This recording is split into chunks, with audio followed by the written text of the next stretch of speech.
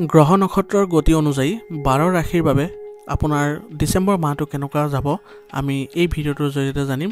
কিন্তু আজি মই 3টা ৰাশিৰহে আপোনালোকৰ ৰাশিফল দিম ডিসেম্বৰ মাহৰ।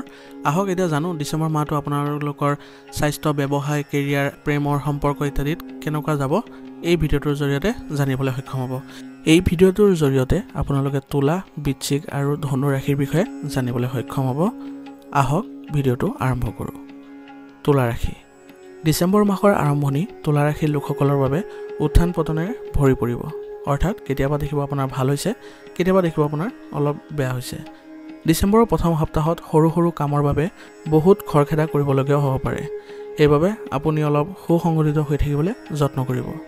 এই সময়ছোৱাত আপোনাৰ কামৰ বোজা বৃদ্ধি পাব আৰু আপোনাৰ সেই কামবোৰ সুচাৰুৰূপে কৰিবলৈ যত্ন কৰিব লাগিব। তেতিয়াহে আপুনি সফলতা লাভ কৰিব।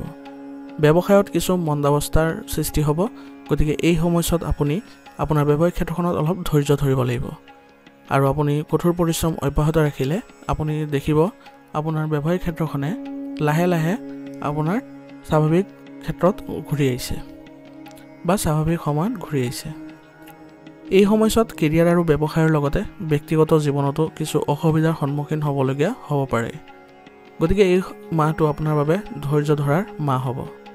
মাটি আৰু অট্টালিকাৰ সৈতে জড়িত বিবাদ আপোনাৰ বাবে চিন্তাৰ কাৰণ হ'ব। অৱশ্যে এই বিবাদসমূহ বেছি দিন আপোনাৰ নাথাকে, তাৰ বাবে বেছি চিন্তা নকৰিব।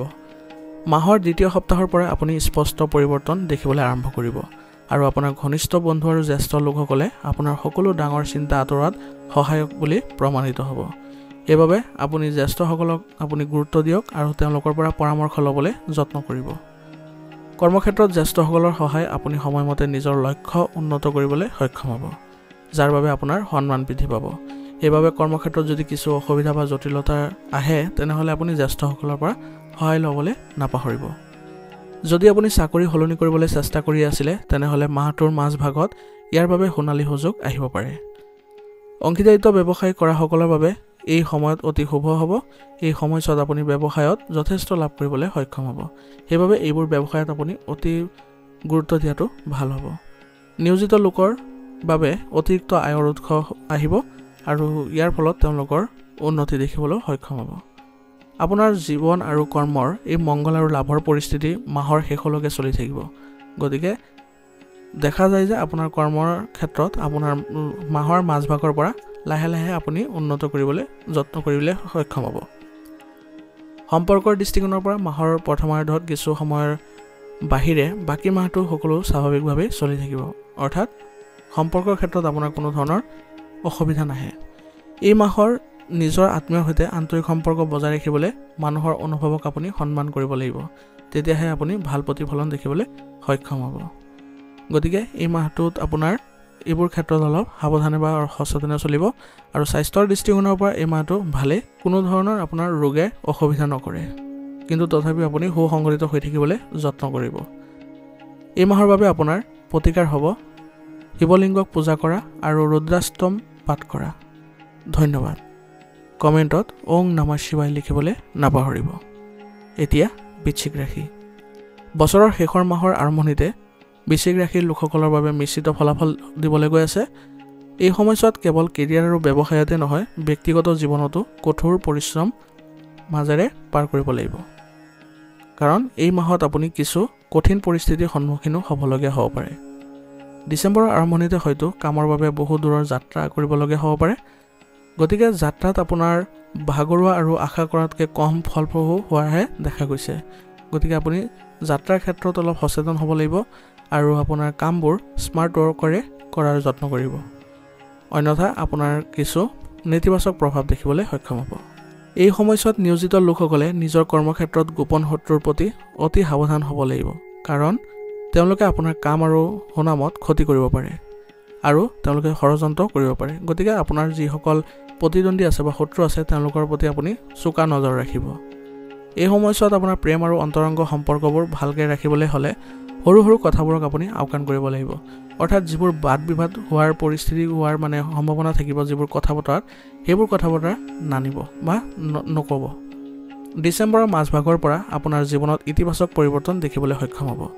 ইয়াৰ ফলত আপোনাৰ কৰ্মসংস্থানৰ সন্ধানত বিচৰণ কৰি থকা লোকসকলেও ভাল ফল লাভ কৰিব আৰু এই সময়ছোৱাত আপোনাৰ কেৰিয়াৰ আৰু ব্যৱসায়ৰ লগত জড়িত আপুনি ভাল সুযোগ লাভ কৰিব যিটো আপুনি দীৰ্ঘদিন ধৰি ব্যৱসায় আৰম্ভ কৰাৰ পৰিকল্পনা কৰিছিল ডিচেম্বৰ মাহৰ দ্বিতীয়াৰ্ধৰ ভিতৰত আপোনাৰ ইচ্ছাসমূহ পূৰণ হ'বলৈ ধৰিব আৰু আপুনি লাহে লাহে মানসিক শান্তি ঘূৰাই আনিবলৈ সক্ষম হ'ব সম্পৰ্কৰ কথা ক'ব গ'লে মাহৰ আৰম্ভণিতে কিছু সময় ওলাই গ'লে বাকী দিনত আত্মীয়ৰ পৰা সম্পূৰ্ণ সহযোগিতা আৰু সমৰ্থন লাভ কৰিব মাহৰ আৰম্ভণিতে আপোনাৰ সন্তান আৰু পত্নীৰ লগত জড়িত চিন্তাই আপোনাক অশান্তি দিব পাৰে গতিকে এইবোৰ ক্ষেত্ৰত অলপ আপুনি সচেতন হ'ব লাগিব আৰু আপোনাৰ আত্মীয় বা পৰিয়ালৰ সৈতে কোনো মনোৰঞ্জনমূলক অনুষ্ঠান আদি কৰিলে আপুনি ইতিবাচক পৰিৱৰ্তন দেখিবলৈ সক্ষম হ'ব আপোনাৰ প্ৰেমৰ সংগীৰ সৈতে আপোনাৰ ঘনিষ্ঠতা বাঢ়িব আৰু আপোনাৰ অনুভৱৰ বিষয়ে মুকলিকৈ ক'ব সক্ষম হ'ব গতিকে এই মাহত আপোনাৰ সম্পৰ্কৰ ক্ষেত্ৰত কোনো ধৰণৰ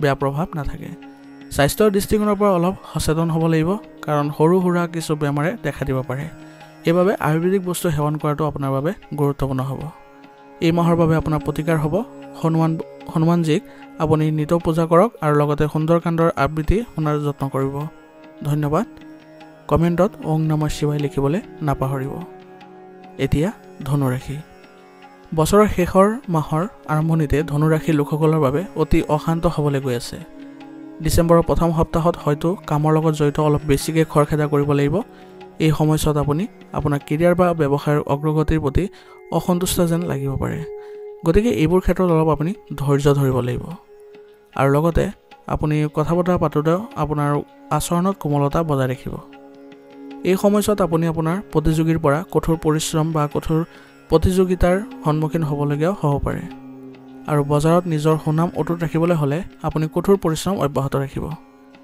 ডিচেম্বৰৰ প্ৰথমাৰ্ধত অৰ্থনৈতিক পৰিস্থিতি অলপ লৰচৰ কৰিব পাৰে গতিকে এই সময়ত আপুনি অলপ সুসংগঠিত হৈ থাকিবলৈ যত্ন কৰিব আৰু এই সময়ছোৱাত আপোনাৰ জীৱিকাৰ ক্ষেত্ৰত অশান্তিৰ সৃষ্টি হ'ব আৰু নিয়োজিত লোকসকলে নিজৰ অধীনস্থৰ পৰা সমস্যাৰ সন্মুখীন হ'ব পাৰে গতিকে এইবোৰ ক্ষেত্ৰত অলপ আপুনি সাৱধান হ'ব লাগিব অৱশ্যে ডিচেম্বৰৰ দ্বিতীয় সপ্তাহৰ পৰা পৰিস্থিতিবোৰ কিছু ভাললৈ আহিব আৰু এই সময়ছোৱাত আপুনি নিজৰ বুদ্ধি আৰু বিবেচনাৰে সকলো প্ৰত্যাহ্বান অতিক্ৰম কৰি ঘৰৰ ভিতৰ বাহিৰ উভয়তে আপোনাৰ সন্মান বজাই ৰাখিবলৈ আপুনি সক্ষম হ'ব মাহৰ মাজভাগলৈ পৰিস্থিতি সম্পূৰ্ণৰূপে আপোনাৰ নিয়ন্ত্ৰণত থাকিব আৰু এই সময়ছোৱাত আপুনি সৌভাগ্যৰ সম্পূৰ্ণ সমৰ্থন পাব মানে আপোনাৰ ভাগ্যৰ সমৰ্থন পাব বুলি কৈছে এই সময়ছোৱাত কেৰিয়াৰ আৰু ব্যৱসায়ৰ সৈতে জড়িত যাত্ৰাসমূহ সুখদায়ক বুলি প্ৰমাণিত হ'ব আৰু ই আকাংক্ষিত ফলাফলো প্ৰদান কৰিব গতিকে আপোনাৰ যিবোৰ ভ্ৰমণ আছে কাৰ্যসূচী মানে মাজভাগৰ পিছত বা 15 তাৰিখৰ পিছত সেইবোৰ আপুনি কৰিব পাৰে এই সময়ছোৱাত আপোনাৰ আৰ্থিক অৱস্থাৰ যথেষ্ট উন্নতি হ'ব